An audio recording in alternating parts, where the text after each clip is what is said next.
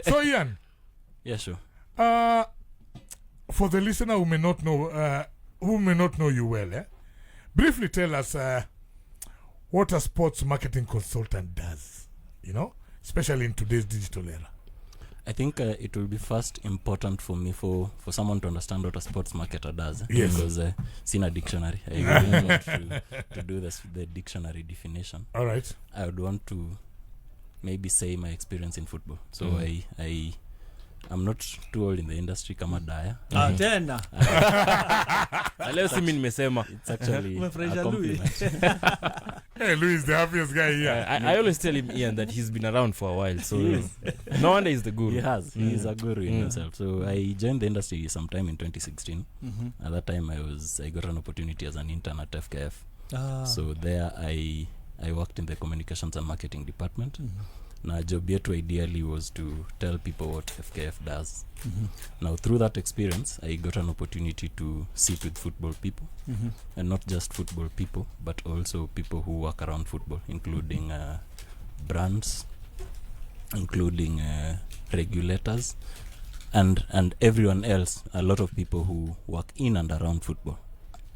So it is that experience from FKF that I think it was around 8 years from 2016 up until 2024, working in the communications department, working in media, working with people in and around football, football players, coaches, brands, marketing managers for commercial brands, regulators, government. So it's that experience that informs my position right now. So what do I do right now as a sports marketer? If you look at it, the people in football are experts in football. Wanajua ball. So kita TM wa Shabana, anajua kupanga logistics za Shabana, anajua everything that deals with football at that particular club that they work or federation. The people who work with brands know about marketing. They know their marketing goals. They know the marketing aspect of their business. But now there's no one in between who understands both worlds. There are very few people who understand the world of marketing and regulation, and also understand the world of football. And that's where a sports marketing consultant ideally would come in, because he would ideally be someone who has worked in both worlds, has worked in the marketing world and has also worked in the sports world. So it is that experience at FKF that now led me when I left in 2024 to explore this opportunity of being at the center between the marketing world and the football world. So my work ideally is to connect the two. Now, this conversation that we are about to have follows a landmark ruling where three famous Kenyan footballers were awarded like 1.5 million over image rights. Now, why is this case such a big deal in Kenyan sport? I mean, why is it such a big deal? I would say it's probably a big deal because it has not happened before. I may be wrong, but I think it's that way.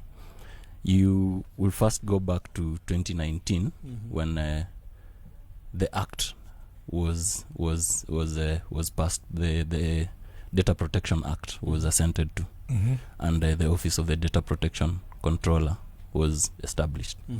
From 2019, I don't think there has ever been a case in Kenyan football where someone has taken a brand or a football club, or someone has reported a case to the ODPC concerning the misuse or the misuse of their image rights.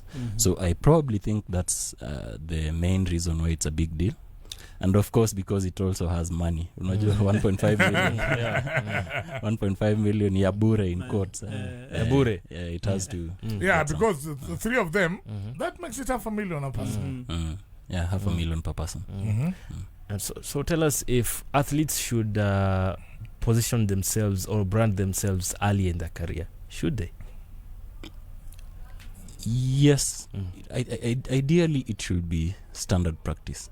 Ideally, it should be standard practice because for a football career, you are the brand. Yes. You are your source of income. You always use a kidole, but unless you're selling your kidney.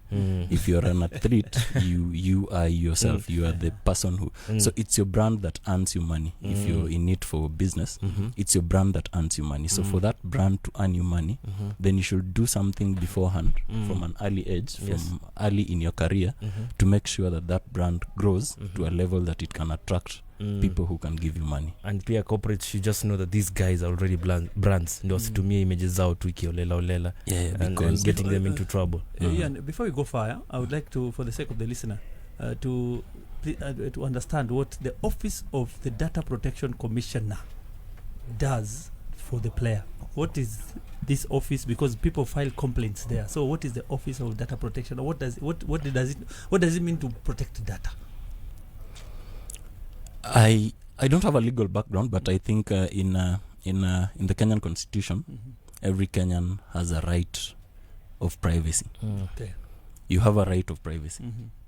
It is enshrined in the Constitution. It's enshrined in the Constitution. Now, before then, I am not confident that there were explicit laws. You know why I'm asking that question? Because this I consider this the people who are taking this case to court. I consider them public figures. So, how you protect a public figure from? You see what I'm saying? If you said everybody has a right to privacy, but when you're a national team player, you're already a public person. Are you getting me? Yes. You're already in the public light. You're already in the public what do you call space? Per se. You're not a private person. You get me? Yeah. I get you very well. And I think I was also confused at first. Yes. And it is the establishment of that office that was meant to cure this confusion. Ideally, because every Kenyan, by virtue that you are Kenyan, you are entitled to your privacy. Very good. But now there were no explicit rules to govern how public or how private your data is. And that's why the office of the ODPC was created. So the office was created and a separate set of rules or guidelines were created to guide the office. So ideally the office is meant to protect your privacy. So if in case you feel your privacy has been infringed upon, you have a right to lodge a complaint to them. Then they can say. I really need to understand how there was an infringement of privacy of these three young men, because for me, they are public figures. They represented the nation in a sport, and so it's a team sport. And so if somebody has some things they want to advertise with a national team, and you are part of a national team, make me understand why. There's something to do with they have to speak to you personally, and yet you're a member of a public team, a national team. Yeah, it all boils down to rights, and for us to understand this fully, we need to understand what rights are. Rights are, yes. So as I had explained before, we're in football. If you're running a business and it has to make money, businesses have assets. Like Upper, I can see very cool microphones. This studio. For the guys watching on radio, missing out a lot because they're watching. It's audiovisual. So we are watching. We have a cool studio here. These are assets. Ideally, these assets need to be engaged so that they can produce revenue. Yes. They can produce a good show that advertisers can advertise on. In football as well, there are assets. In sports in general. If I can give an example of FIFA, FIFA's asset, one of them is the World Cup. Yeah. It would interest you that the World Cup feeds FIFA for 4 years. Yeah. The money that comes out of the World Cup out of is one what tournament, FIFA disburses to other organizations and uses for its operational expenses. FKF also has assets. Sport Pesa Premier League is an asset. NSL, WPL. Those are assets for the federation. The players are also assets to the clubs. Clubs have assets. They have stadiums. They have home matches. You get players are assets to the club. The players themselves, their brand is also their asset. Individually. So the way you monetize these assets is to create rights around them. Ideally, rights are sort of licenses. So for you to make money out of my asset, you need to buy rights. From me. me. You get.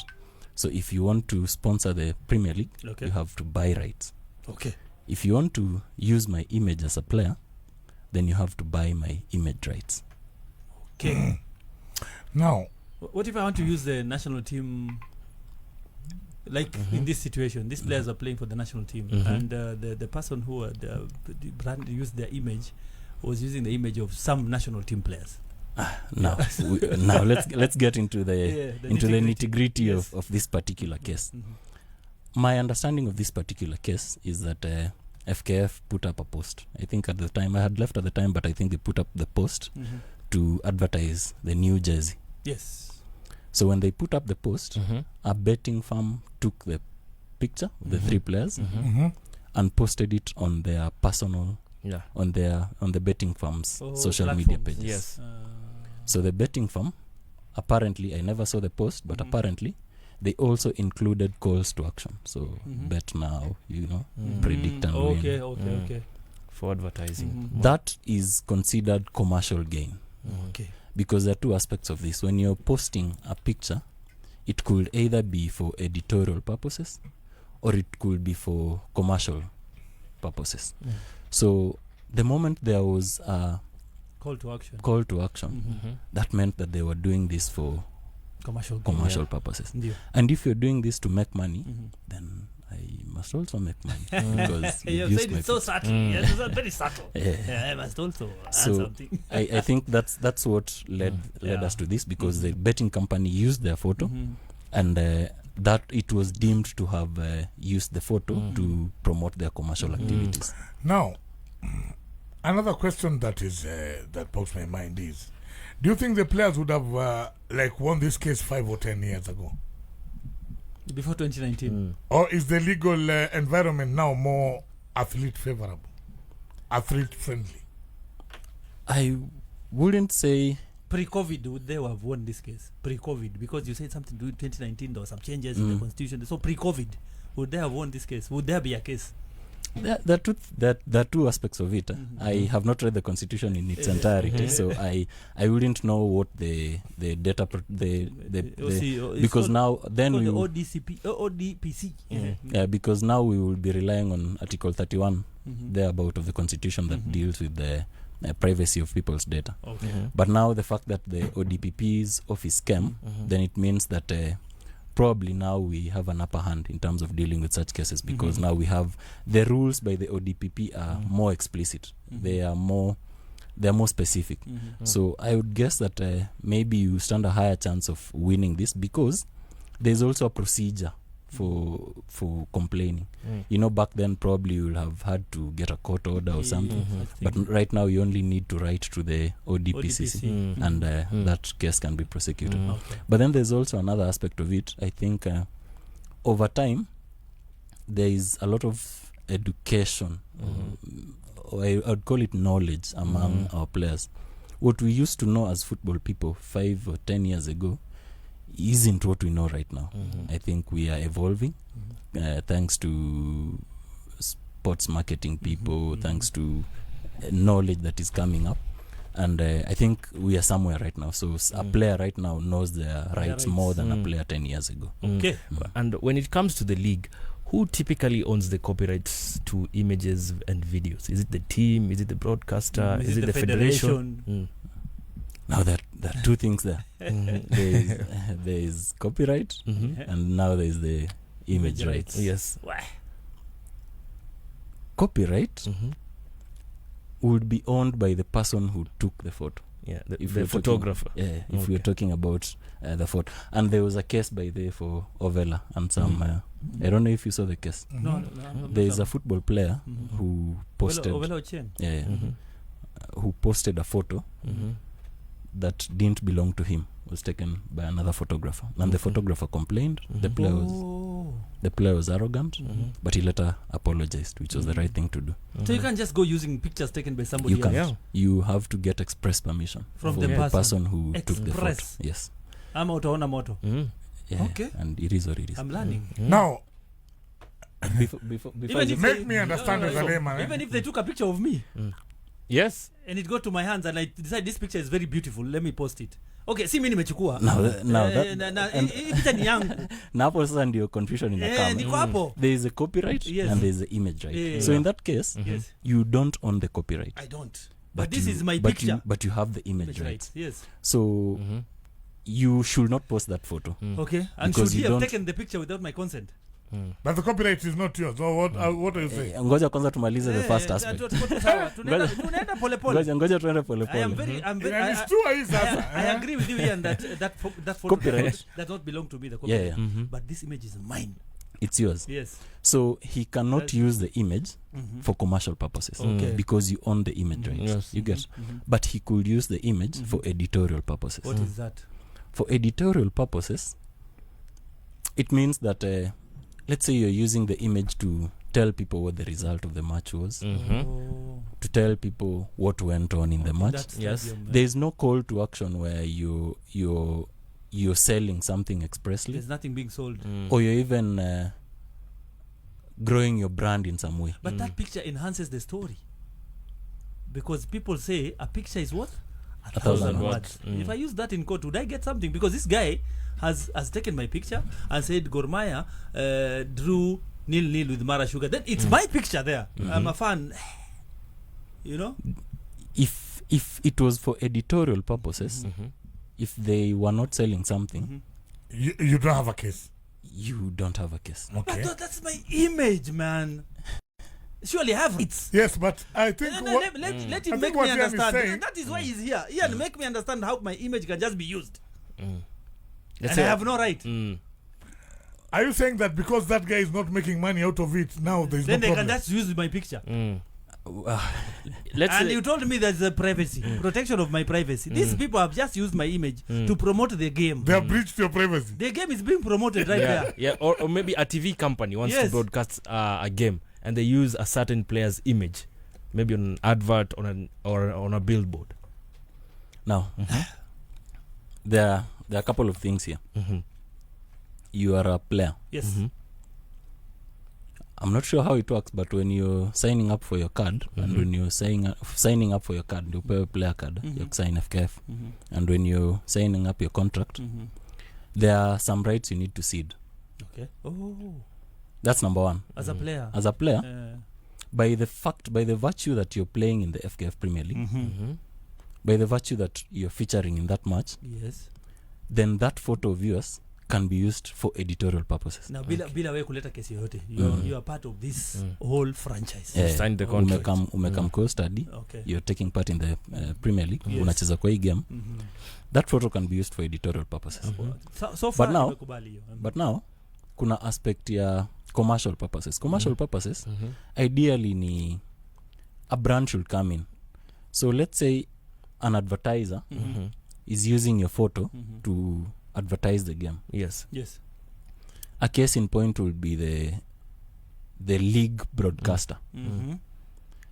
I'd assume that they also have the rights, because when you're the league broadcaster, you have signed a contract with FKF Yes. allowing you to use the players' images. So it's you have Express rights. express authority Authority, that's the word. to use the players' photo. Okay. But if you are another broadcaster who doesn't have any express authority from FKF, you have not signed any contract with FKF, you are not the official broadcaster, then you use that photo and ask people to maybe watch your show, Yeah. then there is an issue there.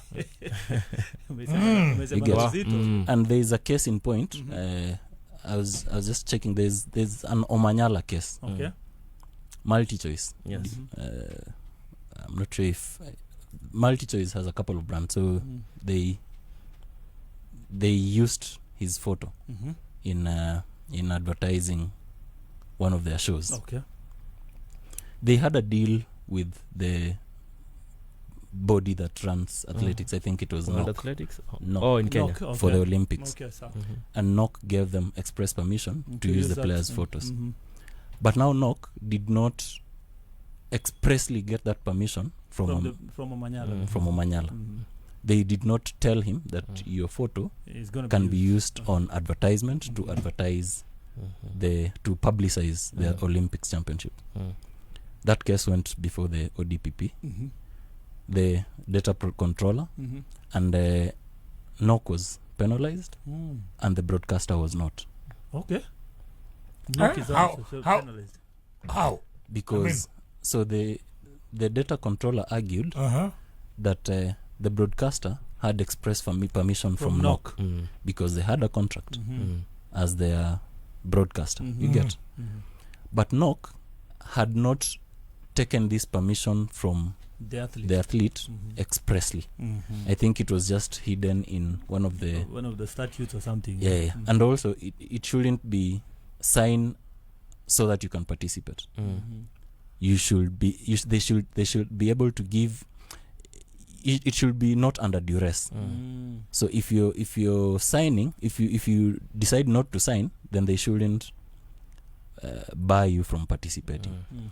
So there are three players here. There is the brand that wants exposure, there is the player or the athlete, and then there is the body that governs the sport. Mhm. I think they need to know how they play in this game Mm. in terms of people's data. Mm.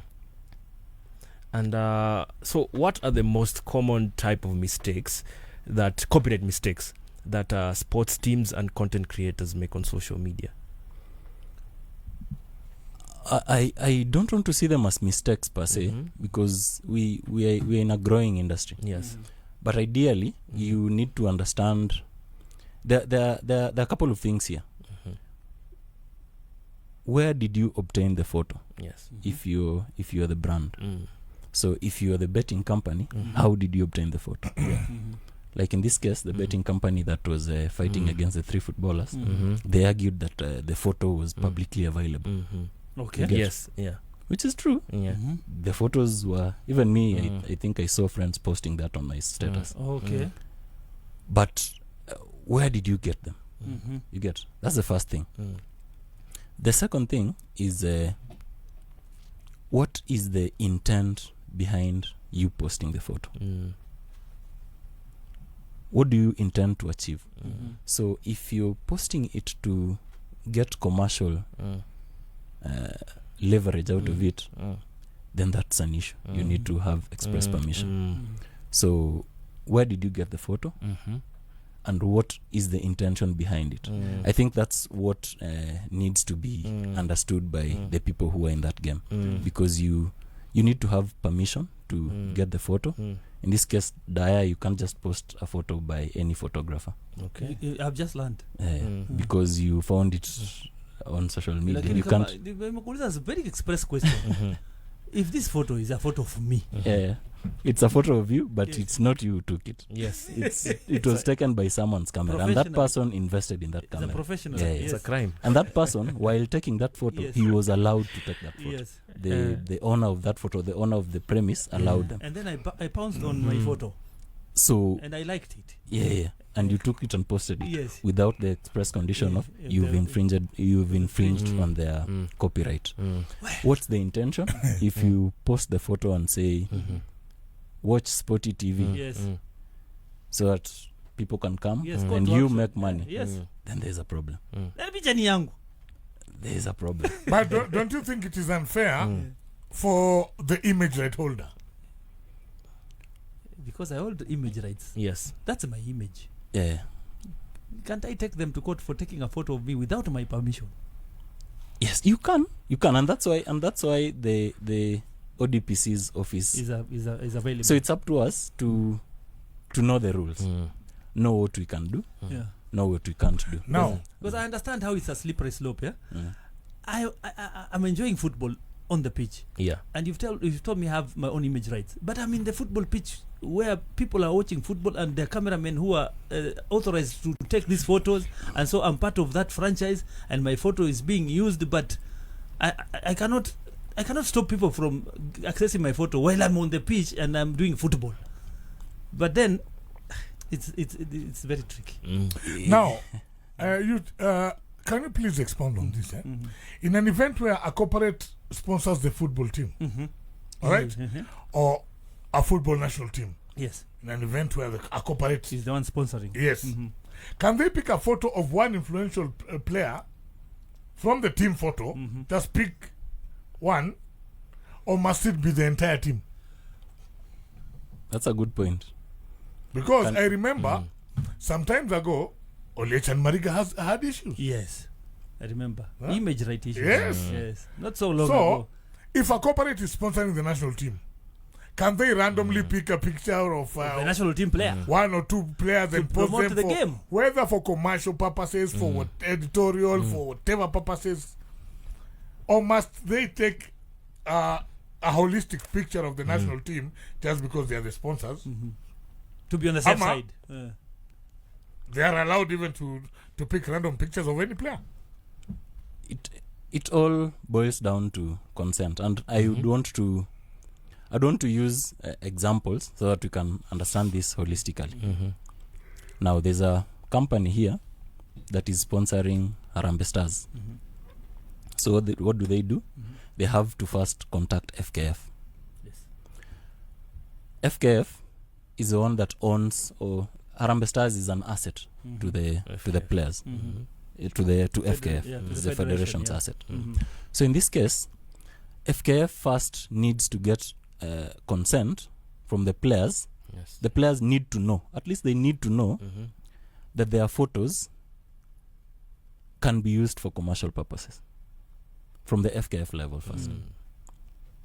From there, the brand needs to get express permission as well from FKF. At least that's how they can cover themselves. They have two options. They can get the express permission from FKF, or they can get the permission from the players themselves. So bottom line is, you cannot just take any player, one or many, and use their photos. You can't. You have to have permission from the player. And for the case of the brand, if you don't have permission from the player, then you can get permission from the body that governs it. Case in point is a MultiChoice versus Knock case. MultiChoice was exonerated from the case because they had permission from Knock to use the photos of the athletes. But now Knock did not expressly gain permission from the athlete. They did not put it in an express way, in such a way that the athlete knows what they're doing and what the impact is. And now the buck stopped with Knock, and they got fined. So in this case, if you want to use a player's image, you have to get consent from them, or at least from the body that governs the competition or the player that you're intending to use. There's something I call there's something they call ambush marketing. You know, where corporates jump on the success of sportsmen and women who they don't even sponsor. Ambush marketing. It happened a couple of times when during my experience with FKF. So I remember at some point in time there was the Mozartbet Cup. There was a competition. I can't remember the name of the Competition. Yeah, I think it should have been the cup competition. So one of the participating teams was being sponsored by a brand, and what the marketing people from the teams did was to come and mount teardrop banners along the pitch. So the competition was a cup competition owned by FKF, but now the team, by virtue of by the company, the brand, by virtue of sponsoring that team, That cup, yeah. the team. They were sponsoring the cup or the team? they are sponsoring a team In that was cup, yeah. participating in a cup. Okay. So they came and branded the entire stadium. We saw it as wrong. It is wrong. It is wrong. Yeah. That's actually ambush They're not marketing. they're not sponsoring the tournament. They're sponsoring that team. That team. So are they? Why are they? Why are they? So Is it their home stadium? How was it? yeah, the stadium was theirs. Wow. The stadium was This is tricky. yeah, the stadium was theirs. But now the competition is Not theirs. not theirs. So when you're the home team, you are entitled to a certain percentage of branding Okay. for the competition. Kama mwenyeji. So ideally, by the time I was leaving, I think home teams were entitled to 8 banners or Okay. some There's sort, a specific amount of and the away teams were entitled to 4. Okay. So when you come and add on teardrops and other sort of branding, then you've infringed Ndio hiyo on inaitwa ambush marketing. ambush marketing. Aha. So it happens and it hurts brands. But it is what it is. If kama wewe ni mjanja, You get away with it. yeah. But if you meet pwagu na pwaguzi, hapo ni noma. Haya, we. It is difficult. So of which what you're trying to say is the whole issue of image rights and who owns what rights is It's marking quite water. a very wide spectrum. Yeah, it is, and I'm happy that I'm very happy that I'm seeing a lot of more organizations like ours. I work for an organization called XP Sports that sits in between brands and the football world. And there are a couple of organizations like us and people like us who've come forward to educate players, to educate football people, to educate brands. So it's something. Even if you look at it right now, how many clubs do not have social media pages? I think Very few. Very few. Yes. If you look at it from 5 years back, as early as 4 years back, some of these clubs never even had digital media. presences. Yeah. So if you look at it over time, I think we are growing as a nation, and with people who understand the game more, we can only get better. Okay. So how important is short form video marketing in sports today? TikTok, Reels, Instagram, you know what I'm saying? Yeah, sure. If you watched Chan, I know you guys came to the stadium. Yes. Did you see the audience that was there? Yeah. Yes. Massive audience. Massive audience. What was the demographic? I think it was people under the age of 30 Fat. mostly. Yeah. 30 mostly. Yeah. 30 was the 30 and below. Yeah. That's the audience that is currently watching Kenyan football right now. If you want to reach them, you need to know where they are. Yeah. Where are these people who are under 30? They're on TikTok, Yeah. they're on Instagram, and all those other social media platforms. An analysis of these social media platforms, you'd notice that short form video content is performing well. Yes. So TikTok ideally is just based on short form Video content. Yeah. content. Instagram as well was based on short form content. Attention span zetu over time, They get ruined by 15 TikTok. seconds. even me these days I seconds. can't watch a 1 hour YouTube video. Me hata 20 Yeah. 30 seconds YouTube inakuwa ngumu. Shida. You can't even read a book. Yeah, you can't. So if you, And it's a book. Yeah, you are told in Africa if you want to hide something, hide it in a book. so ideally if you want to get these young people who now form a bigger chunk of our audience, then you have to go where they are.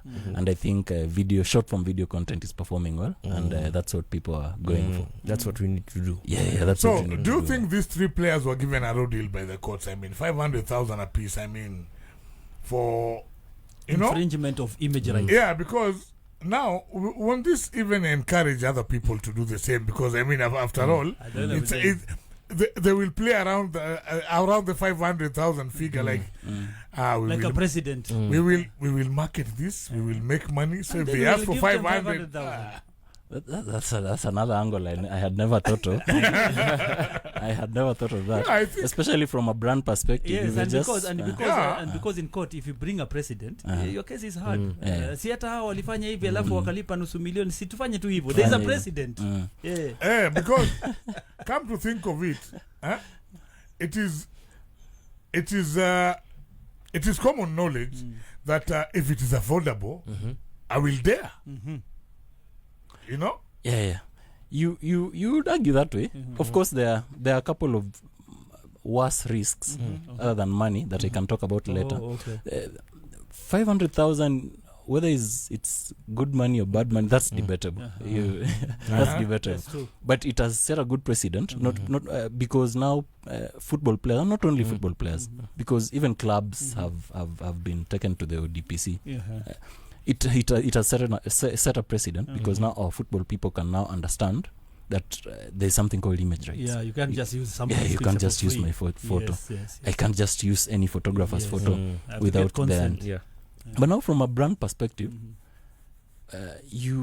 there are risks to this. Of course, you would be fined.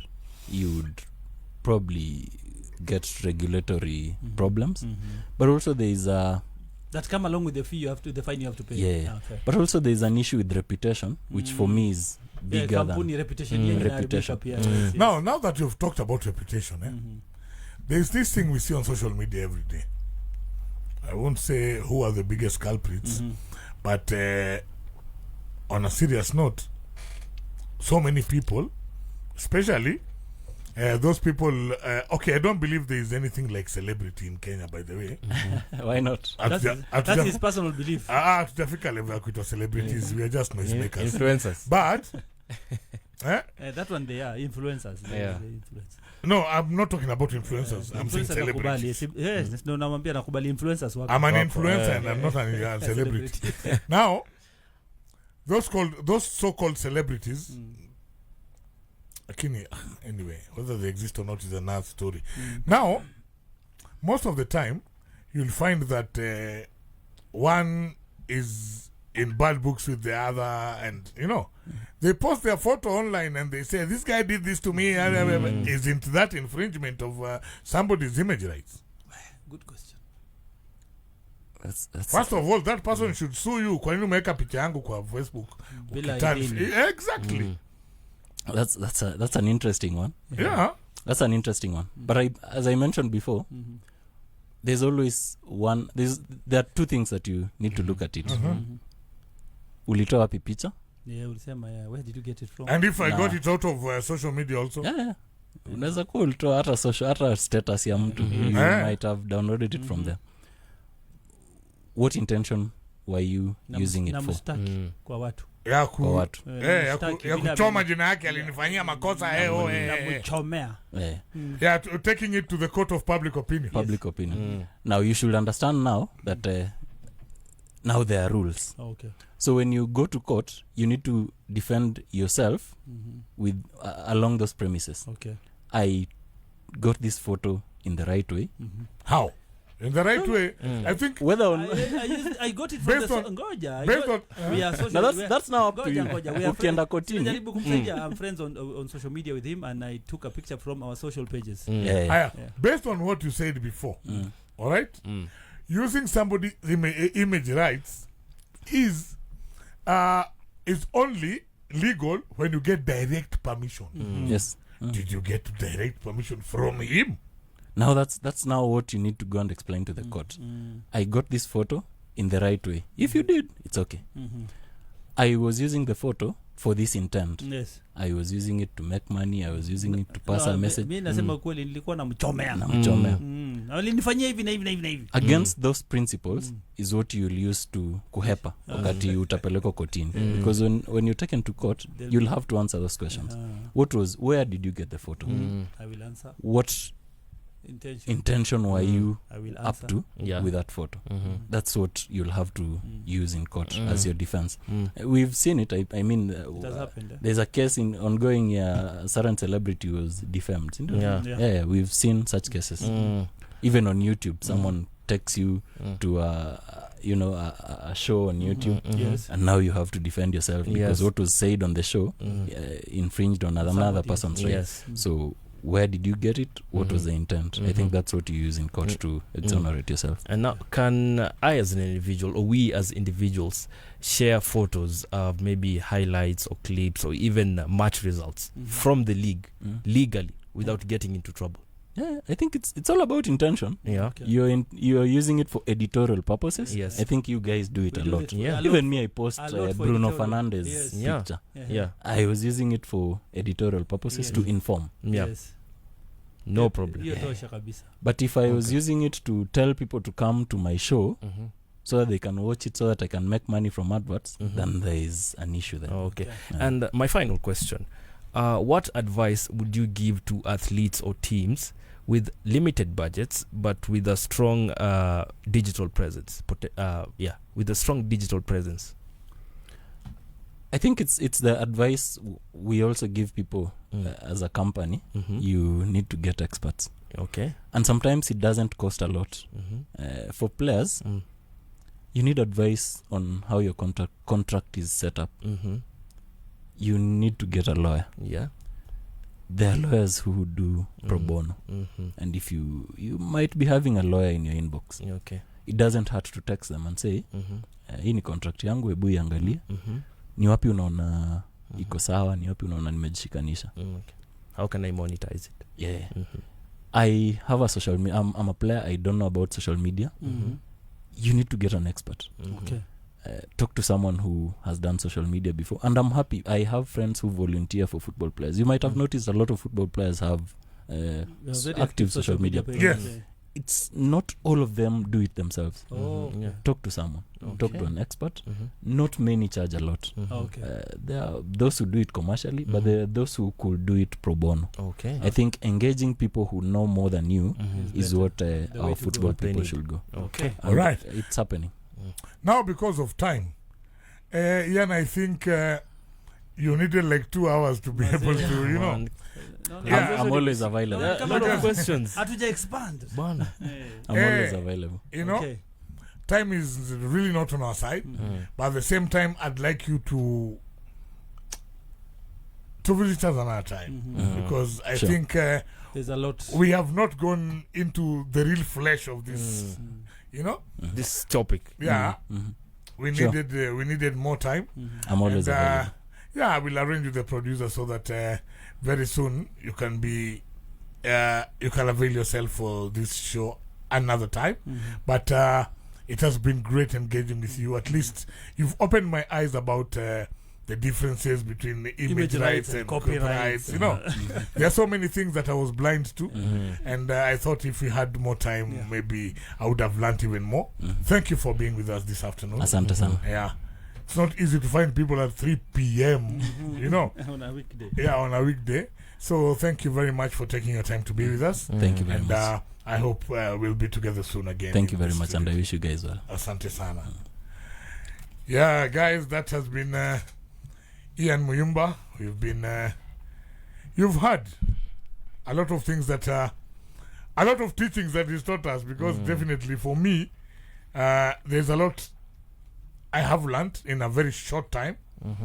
And he's a sports marketing consultant who I hope will be here with us soon, before you guys begin to forget what he taught us. So next time, I think we'll arrange soon with my producer to see whether he will be with us.